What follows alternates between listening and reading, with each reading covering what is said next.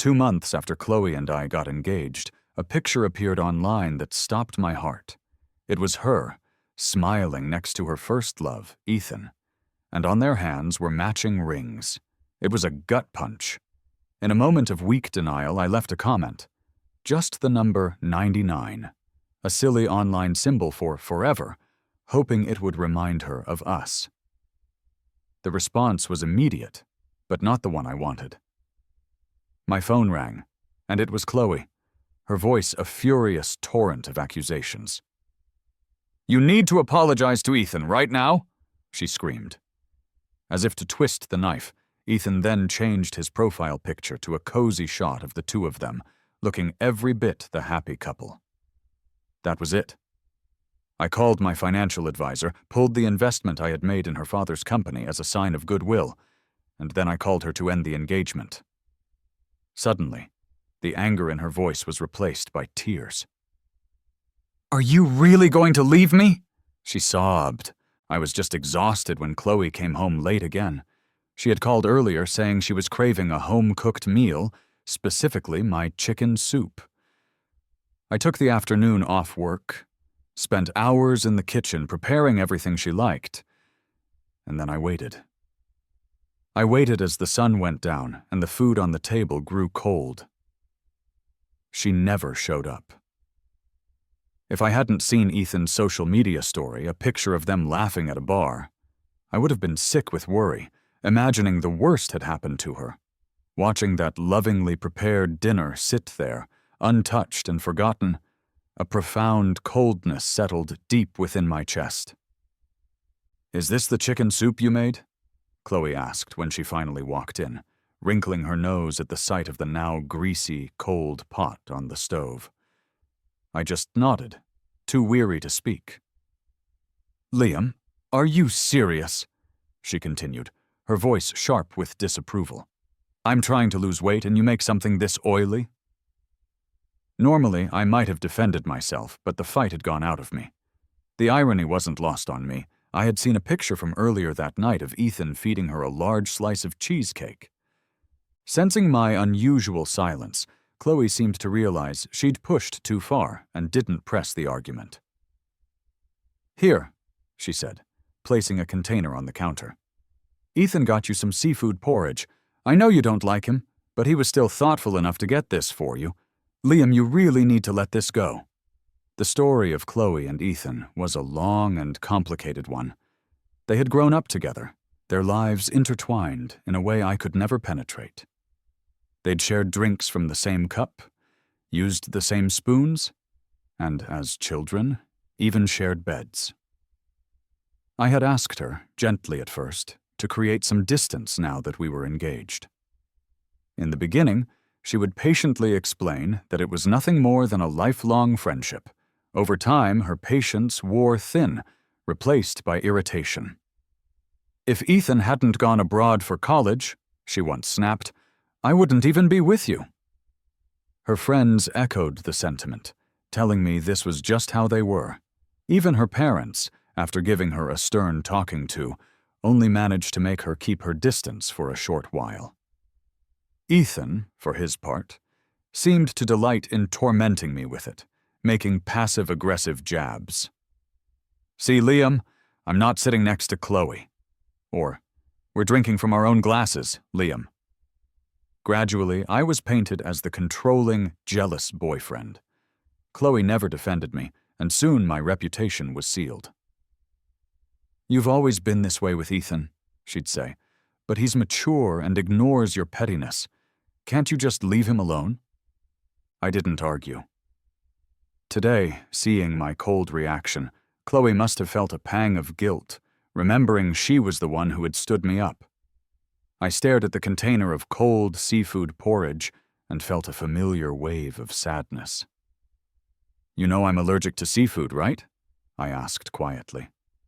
Chloe looked genuinely shocked. "What? You are not?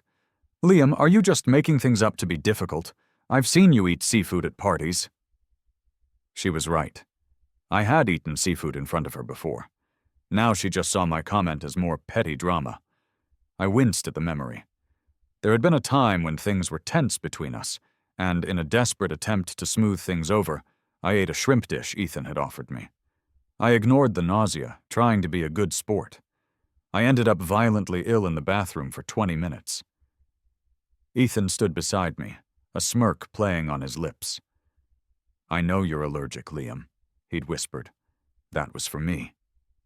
I could only glare back, trying to hold myself together. "Do you really think," he'd continued, "that Chloe would ever believe you over the guy she grew up with?" He was right. Chloe decided I had made myself sick on purpose, just because the food came from Ethan. The incident only drove a bigger wedge between us. She publicly dismissed it, telling her friends, "Liam's just uncultured. He can't handle high-class food. A little seafood and he's puking his guts out. My rival knew about my life-threatening allergy, but my own fiancé didn't." I stayed quiet and started cleaning up the dinner I'd made. Feeling a bit embarrassed, Chloe tried to make amends, even offering me a hug, something she rarely initiated. I used to think she was just shy, but I had seen her being playful and affectionate with Ethan on more than one occasion. "I'm sorry about yesterday, Liam," she said softly. "I stayed out too late with Ethan, and I neglected you. Didn't you want to see that concert? We should go when we have time." I had been excited about that concert tour for months, and had asked Chloe to go with me repeatedly, but she always said she was too busy with work. A few days ago, however, Ethan had posted a picture of 2 tickets with the caption, "Listening to the concert with someone I love." In the picture, you could see the back of a woman's head, and I knew it was Chloe. As she hugged me, the faint scent of Ethan's signature cologne reached me, and I was filled with a sudden, overwhelming disgust. I gently pushed her away. "There's no point," I said flatly. "The show's over." Chloe's face hardened with annoyance. She was not used to having to coax me. "Can't you stop being so petty, Liam? So what if Ethan and I were something? What does it even matter to you? Just drop the attitude." As she got more worked up, she gestured wildly and accidentally knocked the container of porridge, spilling its contents all over my arm. The seafood touched my skin, and almost instantly, an angry red rash began to bloom. Chloe stared, stunned. She hadn't believed I was really allergic. A tiny bit had caused this reaction. She could only imagine what a whole bite would have done. I held up my rash-covered hand. "See? I wasn't lying." She rushed me to the hospital, complaining the entire way. "Liam, why do you have to be so immature? I told you I believed you. There was no need to prove it like this." It was as if she hadn't been the one to spill the porridge, as if I were just making a scene. I remained silent. I hadn't slept, and my empty stomach churned with nausea. Her car, which she was famously obsessive about, smelled of stale smoke, and it wasn't from me. She never let anyone make a mess in her things. I remembered a time my blood sugar dropped, and I barely had time to open a candy bar before she started screaming. "Liam! Who said you could eat in my car? Get out right now! I hate crumbs!" She kicked me out on the side of the road, nearly causing me to pass out. I thought she just had an obsession with cleanliness, but I'd seen Ethan smoking in her car more than once. Through the haze, Chloe would take a deep inhale, a look of bliss on her face, saying it gave the car a masculine touch. As soon as she started the car, her phone rang. I didn't need to see the screen to know who it was. "How's Liam doing?" Ethan's voice crackled through the speaker. "It's my fault. I got too carried away drinking last night and didn't invite you. Did he have the seafood porridge yet? It's really nourishing." His tone was casual, as if he'd completely forgotten my allergy. Chloe glanced at me, but there was no guilt in her eyes, just bewilderment, as if it were my fault for not making my allergy clearer to them. I didn't have the strength to argue. I just lay in the passenger seat, feeling utterly depleted. They chatted for a while about nothing in particular, and then Chloe parked the car, right in front of Ethan's apartment building. "Wait here," she said. "I'll be back soon." I waited for what felt like an eternity. The rash on my hand itched unbearably, and I scratched it until it was almost raw. Still, there was no sign of her. I could see the lights on in Ethan's apartment the whole time. It occurred to me that she had probably forgotten all about me. Finally, I gave up and called my assistant. By the time she arrived, I was on the verge of passing out. While I was unconscious, Chloe had apparently blown up my phone with calls. When I finally woke up and felt well enough, I called her back. "I was tired," I said simply. "I fell asleep." Normally, I would have answered her calls on the first ring. My delayed response clearly angered her. "Liam, are you dead?" she shrieked over the phone. "Did you not see how many times I called?" Her words felt like they were ripping my heart to shreds. She had abandoned me in her car, forgotten, while I was having a serious allergic reaction, and now she had the audacity to question me like that. I took a deep, steadying breath, a montage of all her dismissals and mockeries flashing through my mind. "Chloe," I said, my voice calm and clear. "Let's break up." There was a stunned silence on the other end. She could hardly believe what she was hearing. I had been so completely infatuated with her for so long. The idea that I would be the one to end things was unthinkable to her. "Liam, are you out of your mind? Do you even hear what you're saying?" she finally managed to sputter. I didn't try to calm her down like I always did. With a steady voice, I repeated, "Let's break up. I'll tell your father myself." Then I hung up the phone. A profound sense of relief washed over me, a feeling I hadn't experienced in years. My relationship with Chloe had been an endless source of emotional exhaustion. I was constantly navigating her moods, catering to her whims, and trying to heal from the wounds she so casually inflicted. I was just so tired. After taking a day off, I returned to the office as if nothing had happened.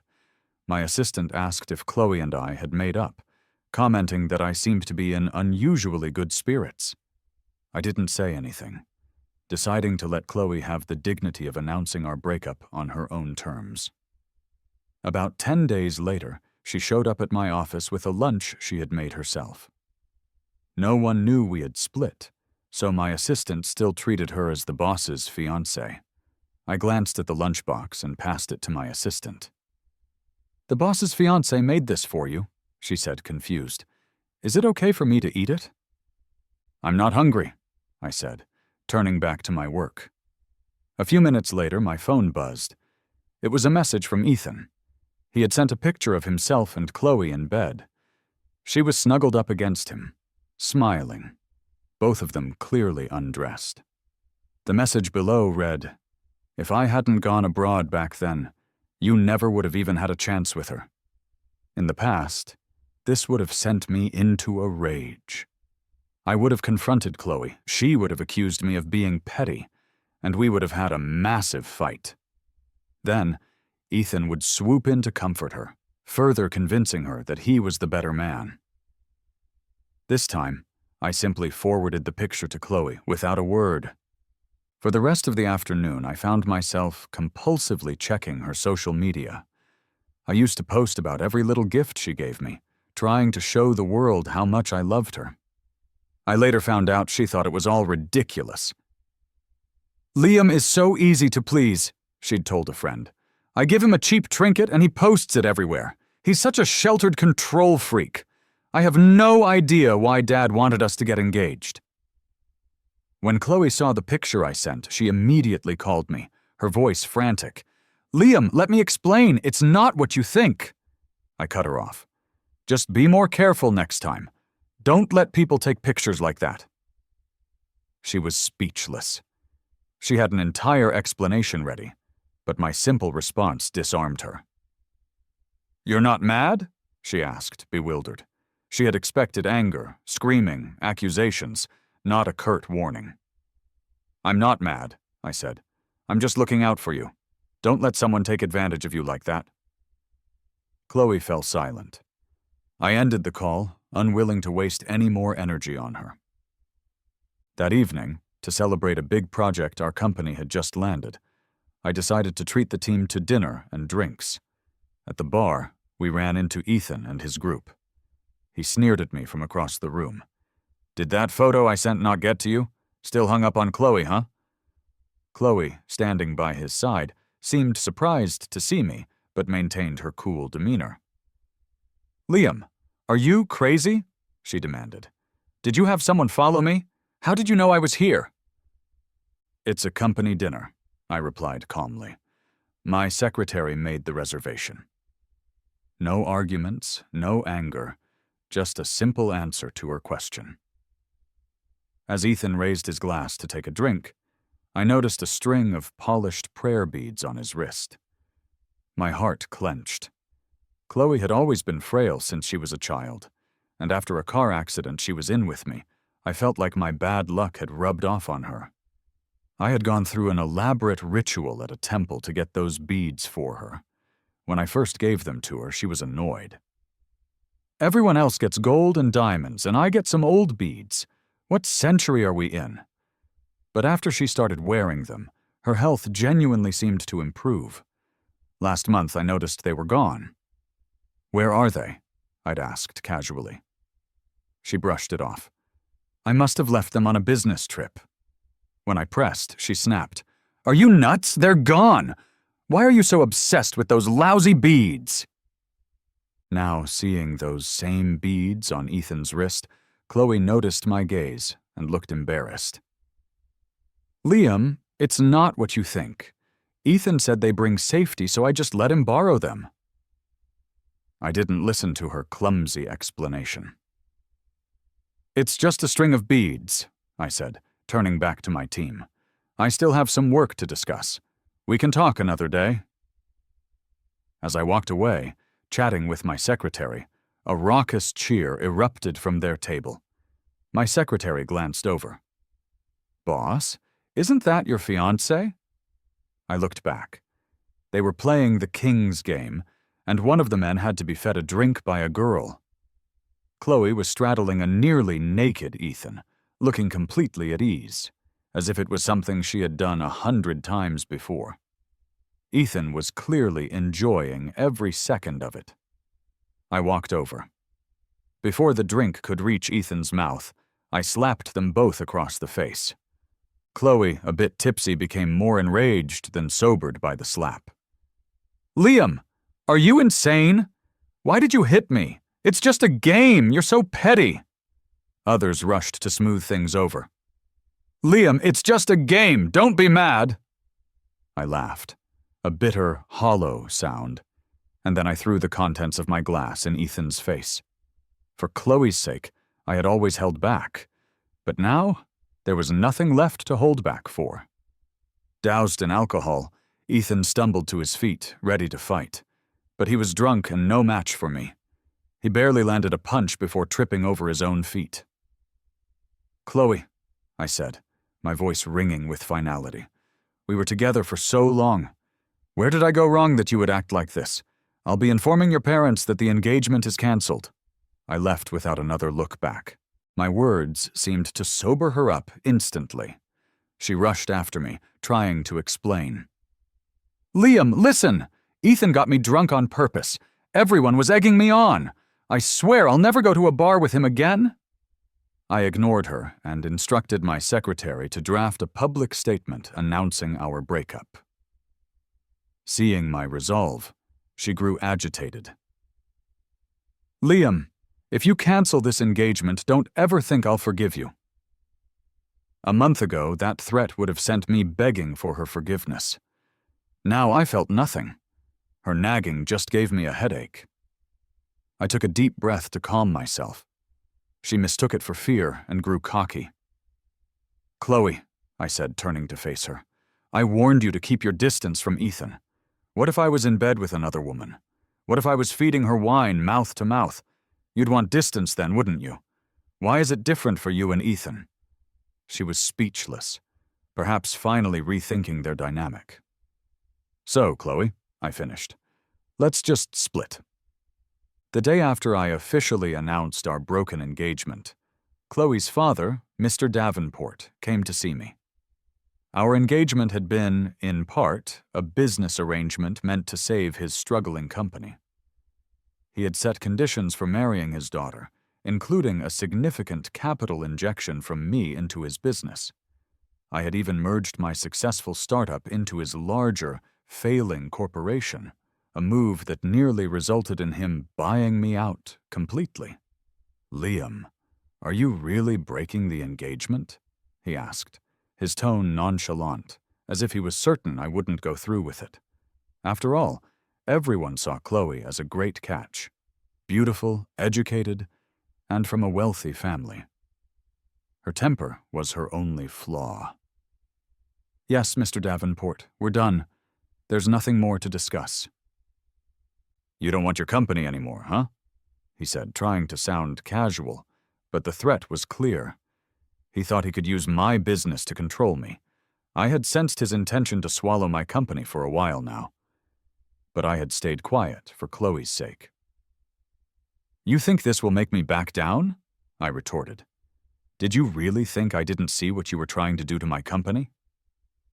He hadn't expected me to be aware of his tactics, but he put on a brave face. "You're pretty bold," he said. "What good do you think it does you to oppose me?" He insisted that I needed to apologize to Chloe and make up, as if he held all the cards. But if he really had the power to ruin me, he would have done it already. His company was the one in trouble. He was annoyed by my defiance, and finally hung up. "Just you wait," he snarled before the line went dead. "You'll regret this." I chuckled to myself. Getting involved with his family was my biggest regret. Then I thought about Ethan. For Chloe's sake, I had tolerated his bullying for years. Now that I felt nothing for her, it was time to settle that score. I had been the one to arrange Ethan's job when he returned to the country, genuinely treating him as a friend at first, and asking his boss to look after him. But he used his connection to Chloe to act arrogantly and mistreat others. I made a direct call to his company's CEO. "Ethan has offended me lately," I said simply. "Do what you feel is necessary." The CEO, who had long been annoyed by Ethan's mediocre performance and inappropriate behavior toward female colleagues, was thrilled. If it hadn't been for my request, he would have been fired long ago. After a brief chat, I hung up, feeling a sense of closure. I thought the drama with Chloe was over, but I underestimated how low she would go. A few days later, a video from the bar confrontation appeared online, edited to make me look like the villain. "This woman is too much," one comment read. "She has a boyfriend but is feeding other guys drinks mouth to mouth." But soon, paid accounts began to steer the narrative. "Look at that guy with control issues," another comment said. "It's just a drink, is it worth all this fuss?" I knew it was Chloe's doing. That night she took it a step further, posting a long, melodramatic story on social media. She accused me of cheating on her while she was pregnant, complete with a fake pregnancy test and photos of me walking with a female colleague from work. She claimed her family had helped me build my career after we got engaged, and that my infidelity had driven her into the arms of Ethan for comfort. Her post painted me as a two-faced, unfaithful monster. Most people didn't know the real story, and the tide of public opinion turned against me swiftly. "This dude is so shameless, cheating during her pregnancy," the comments poured in. The few people defending me were drowned out. I read the comments until I couldn't take it anymore and slammed my phone against the wall, shattering it. The next day, my company's stock plummeted. Mr. Davenport's call came right on cue. "Tough times, huh, Liam?" he sneered. "I told you not to go against me. Apologize to Chloe now, and maybe I can save your company." He was acting smug, but I knew his own company was failing. This was his last-ditch effort. "Uncle, what are you talking about?" I said calmly. "My company is doing great. No need for you to worry." My lack of panic seemed to make him angrier. "You're just pretending," he shouted before I hung up. Later that day, Chloe herself showed up at my office. She looked terrible, her face pale and drawn. A month ago I would have fussed over her, but now my gaze was ice cold. "Liam, why did you get Ethan fired?" she demanded, trying to sound calm. "If you're mad, take it out on me. If you apologize to him, maybe I'll take down the posts online." I laughed. "What makes you think you have any room to negotiate with me? Did you really think I wouldn't have evidence to turn this around? You used to be able to hurt me because I loved you, Chloe, but I don't love you anymore. You have no power over me." Her pale face turned even whiter, and tears welled in her eyes. "How can you not love me?" she whispered. "You always loved me the most." "The Liam who loved you died a long time ago," I said, my voice devoid of emotion. "You killed him, little by little, every time you chose Ethan over me, every time you belittled me." My words seemed to break her. "The thing I regret most is getting engaged to you," she screamed, pushing me with all her might. "Did I beg you to marry me? I regret ever meeting you. If it wasn't for you, I'd have left with Ethan years ago. If you keep being so stubborn, don't blame us when things turn ugly." With that, she stormed out. My plan for revenge was already in motion. I had sent the photos she posted to a professional digital forensics agency. They recognized them as photoshopped almost instantly. I had them issue a full report. I compiled all the evidence, the photo analysis, the phone recordings with her and her father, and before the sun rose the next day, I uploaded everything online. My response, unlike hers, was filled with cold, hard facts. Soon after, her defamatory article was pulled from all websites. My phone began to flood with missed calls, mostly from Mr. Davenport. My post had caused his company's stock to collapse completely. "Liam, please," he begged when I finally answered. "Your article could destroy my family." I ignored him and headed out to get something to eat. He hadn't seemed to care about the chaos her article had caused me. As I stepped out of my building, I ran into Chloe, her father, and Ethan. Mr. Davenport dropped to his knees in front of me. "Liam, Chloe made me do it. I'm begging you, let me go." Ethan immediately threw Chloe under the bus as well. Chloe looked at Ethan in disbelief. The childhood friend who had been whispering sweet words to her just days ago. His life had spiraled after he was fired. He had learned that I was the true owner behind the company he worked for, and the one who had arranged his job in the first place. Panic-stricken, he was now desperate for my forgiveness. Chloe's situation was even worse. The online backlash was overwhelming, and she faced insults everywhere she went. Her father screamed at her for losing them everything. Finally seeing how much I had protected her, she now realized it was truly over. She turned on Ethan. "If it wasn't for your manipulation, I never would have disliked Liam. I lost him because of you." Ethan wasn't one to take the blame. He kicked her hard in the stomach. "I thought you were a rich heiress," he spat. "Turns out your family is just an empty shell. Did you really think I liked you? I was after your family's money? Liam is the one with the real funds. I was blind to ever choose you." I ignored their dispute and walked past them into a restaurant. A few moments later, I heard shouts from outside. "Blood! There's blood! This lady seems to be having a miscarriage. Call an ambulance." That fiasco ended with Chloe's miscarriage and Ethan's arrest. His reckless kick had resulted in her being unable to have children for the rest of her life. He wasn't detained for long, but his life was in shambles. Mr. Davenport sued him for assault, and with other female colleagues coming forward with complaints, he was facing serious legal trouble. A few weeks later, after he was released from the hospital, Mr. Davenport came to find me. He looked like a broken man, his hair gray, his energy gone. "Liam," he said, his voice weak, "can you go see Chloe? She's really sick. I'm begging you." I looked at the old man, and, against my better judgment, I nodded. His company was in ruins, and he had nothing left to threaten me with. This would be the last time Chloe and I would ever see each other.